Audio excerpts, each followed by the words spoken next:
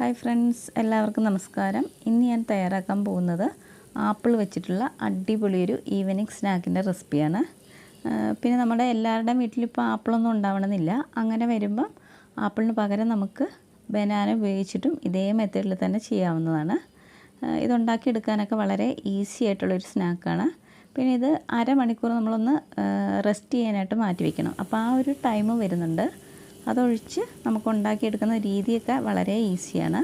അപ്പോൾ ഇതെങ്ങനെയാണ് തയ്യാറാക്കിയെടുക്കുന്നതെന്ന് നമുക്ക് നോക്കാം. അപ്പോൾ ഈ ഒരു അപ്പത്തിന് നമ്മൾ പറയുന്നത് ആപ്പിളപ്പം അല്ലെങ്കിൽ സ്വീറ്റപ്പം എന്നാണ്.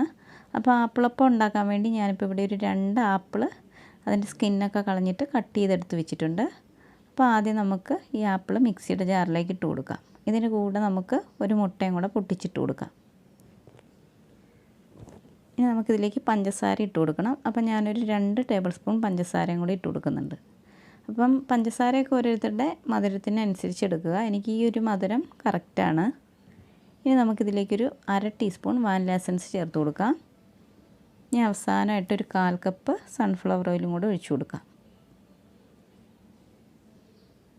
ഇനി നമുക്ക് ഇതെല്ലാം കൂടെ നന്നായിട്ടൊന്ന് അടിച്ചെടുത്തിട്ട് വരാം.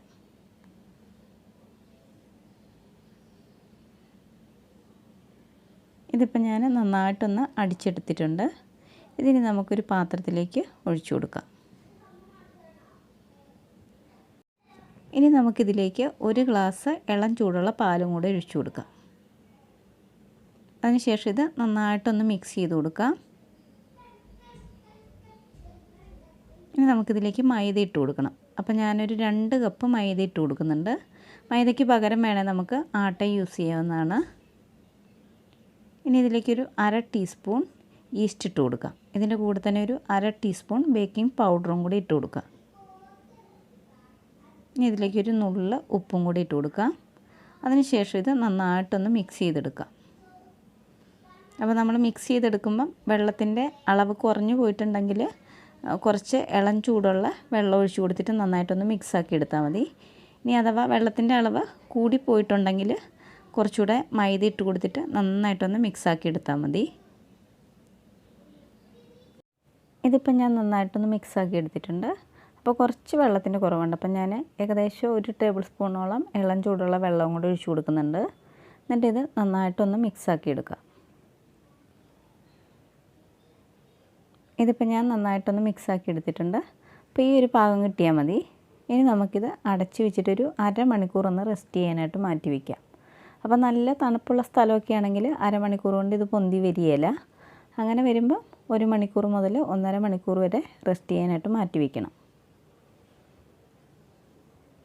ഇപ്പോൾ അരമണിക്കൂർ കഴിഞ്ഞിട്ടുണ്ട്. അപ്പോൾ നമ്മുടെ മാവൊക്കെ പൊന്തി വന്നിട്ടുണ്ട്. ഇനി നമുക്ക് സ്വീറ്റപ്പം ഉണ്ടാക്കാൻ തുടങ്ങാം. അപ്പോൾ ഞാനൊരു ചട്ടിയിൽ എണ്ണ ഒഴിച്ചു കൊടുത്തിട്ടുണ്ട്. ഈ എണ്ണ ഒന്ന് ചൂടായി വന്നോട്ടെ. അപ്പോൾ ഈ എണ്ണ നന്നായിട്ട് തിളയ്ക്കേണ്ട ആവശ്യമൊന്നുമില്ല. അത്യാവശ്യം ഒന്ന് ചൂടായി വന്നാൽ മതി. അപ്പോൾ ഇതുപോലൊരു തവി എണ്ണയിലേക്ക് വെച്ച് കൊടുക്കാം. അതൊന്ന് ചൂടായി വന്നോട്ടെ. അതിനുശേഷം ഇതിലേക്ക് നമുക്ക് മാവ് കോരി ഒഴിച്ചു കൊടുക്കാം. ഇതിൽ നിറച്ചും മാവ് കോരി ഒഴിച്ചു കൊടുക്കാം. അതിനുശേഷം നമുക്ക് കുറച്ച് നേരം ഇതുപോലെ ഒന്ന് വെച്ച് കൊടുത്തിട്ട് പതുക്കെ ഇതുപോലെ ഒന്ന് ഇട്ട് കൊടുക്കാം. ഇനി നമുക്ക് അടുത്തത് ഇതുപോലെ തന്നെ കോരി ഒഴിച്ചു കൊടുക്കാം.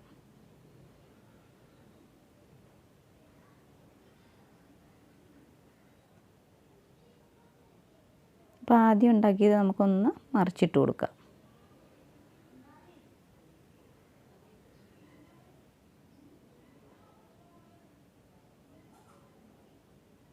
അപ്പോൾ ഇതിൻ്റെ മേലെ കൂടെ കുറച്ച് എണ്ണ ഇതുപോലെ ഒന്ന് ഒഴിച്ചു കൊടുക്കാം. ഇനി വിട്ടു പോരാൻ എളുപ്പമായിരിക്കും. അപ്പോൾ ഇതുപോലെ ഒന്ന് ഇട്ട് കൊടുക്കാം.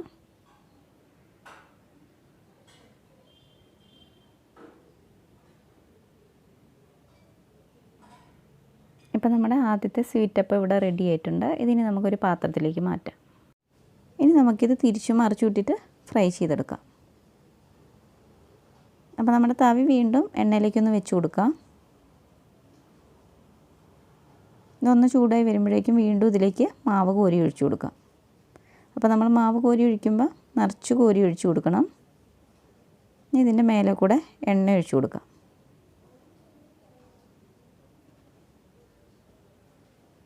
ഇങ്ങനെ ചെയ്യുമ്പോൾ തവിയിൽ നിന്ന് നമ്മുടെ അപ്പം പെട്ടെന്ന് അങ്ങ് വിട്ടു പോകുന്നുള്ളൂ.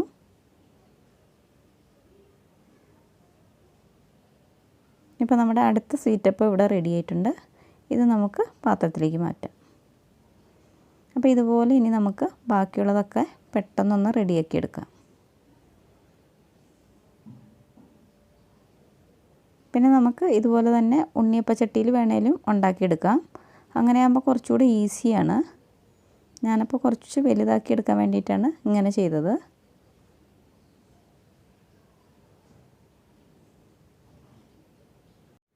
അങ്ങനെ നമ്മുടെ സ്വീറ്റപ്പം ഒക്കെ ഇവിടെ റെഡി ആയിട്ടുണ്ട്.